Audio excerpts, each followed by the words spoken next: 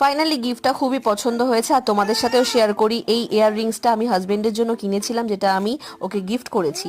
তো যাই হোক, আজকে তোমাদের মিনি ব্লগটা শেয়ার করি। আর এটা হচ্ছে আমাদের লাস্ট একসাথে আউটিং একটা মিনি ব্লগ বলতে পারো। তার কারণ ওর পাপার কিন্তু যাওয়ার টাইম হয়ে গেছে, তো সে চলে যাবে। তার আগে আমরা বেরিয়ে পড়েছিলাম সেই জন্য একদম নিজেদের মতো করে টাইমটা স্পেন্ড করার জন্য। বাবি, আমি আর ওর পাপা রাসের মেলা ঘুরতে যাওয়ার। আর প্রচন্ড ঠান্ডা পড়েছে, বাচ্চাদেরকে নিয়ে যাওয়া ভীষণ রিস্কি ছিল, কিন্তু কি করব বলো, টাইম নেই, বেরোতেই হবে, তো বেরিয়ে গেছিলাম। তারপর ভিড় ঠেলা ঠোলা করে চলে গেছিলাম সোজা আমরা মেলার ভেতরে। সেখানে গিয়ে দেখতে পেলাম এত সুন্দর সুন্দর জিনিস, কিন্তু বাচ্চা নিয়ে সত্যি বলতে গিয়ে একদম কিছু কেনাকাটি করা যায়নি।